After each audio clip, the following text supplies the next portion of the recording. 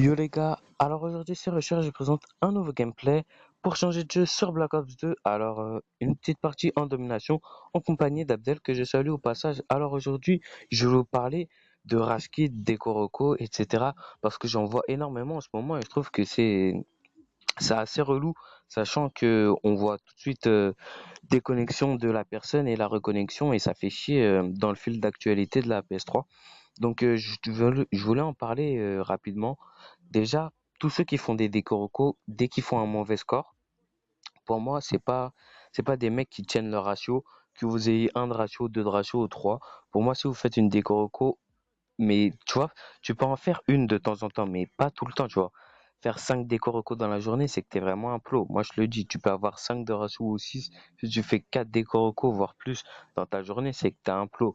Personnellement, moi, je veux pas vous mentir. Il y a pas longtemps, j'ai fait une déco reco, c'était pas pour mon ratio. Alors que dans la partie, je faisais du 48. C'était vraiment pour ma série de victoires, parce que j'étais en 54 et que c'était la première fois que j'avais fait une aussi grande série. Donc, je voulais pas la perdre bêtement. Surtout que, en face, je les avais défoncés, quoi. Mais voilà, quoi. Pour moi, si tu décorocos tout le temps, bah, c'est que tu tiens pas ton ratio.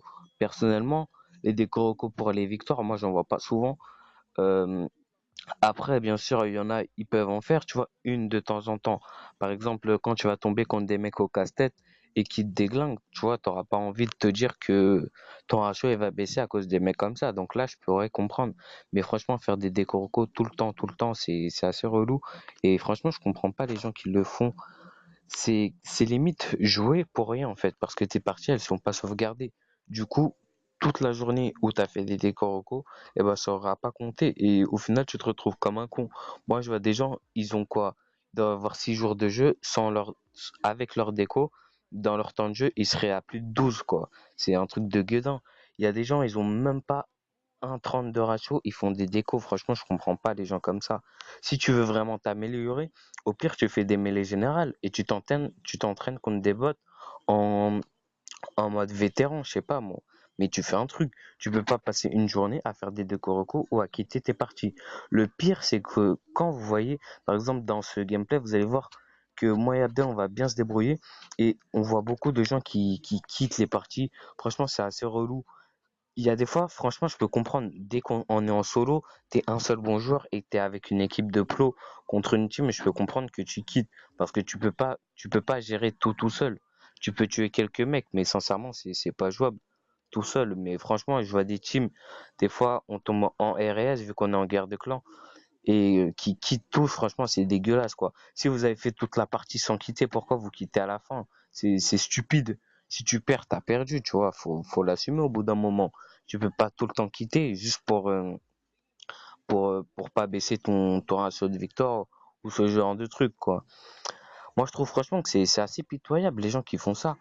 Sachant que eux, quand ils voient des gens qui quittent, tu vois, ils sont pas contents, tu vois, ils cassent les couilles, ils viennent, ils disent ouais, vous quittez, vous êtes des PD, tout ça. Et c'est les premiers à le faire, du coup, voilà quoi. Moi, je sais qu'il y a un mec dans mon clan, il a deux de ratio, son ratio, il le mérite pas. Pour moi, c'est vraiment quelqu'un. Il décore au coup tout le temps, pour moi, c'est un plot. Et franchement, ceux qui décorent au coup, moi, je les invite pas, hein. Vous pouvez pas me saouler après à m'inviter, moi, je réinvite pas en tout cas. C'était juste, en tout cas pour le dire, parce que franchement c'est assez relou et tu vois, on joue plus. Avant, franchement, personne jouait le ratio, c'était bien comme ça, je trouve. Sur Black Ops 2 aussi, tu vois, parce que Black Ops 2, si t'avais un 2 de ratio en public et qu'il y a un mec qui avait 1,50 de ratio et qui faisait que de la ligue, il était master, pour moi le master il était meilleur que le mec en public. C'était franchement quelque chose que tu pouvais juger. Tu jugeais même sur les grades en ligue sur Black Ops 2, alors que sur Ghost maintenant, c'est ah t'as 3 de ratio, ah t'as 4 de ratio. Mais au final, quand on va faire une game avec ma team contre ta team, on va vous défoncer. Moi je le vois souvent. On perd rarement nos games en clan contre clan, soit nous 6 contre eux 6 et c'est dommage, tu vois, parce que ces mecs ils jouent que le ratio. Vous allez les voir, ils vont jouer que contre des plots, ils vont mettre des KEM en spawn trap sur un éclair, tu vois, sur le genre de map free fall, strike zone et voilà quoi. Alors que les mecs tu les prends en 1-1 mais tu les déglingues et c'est ça qui est dommage, sachant que la majorité ils sont là en train de jouer au son à camper et franchement ça détruit le jeu. vous allez voir beaucoup de campeurs sur Ghost et c'est ça qui te donne envie de revenir sur Black Ops 2.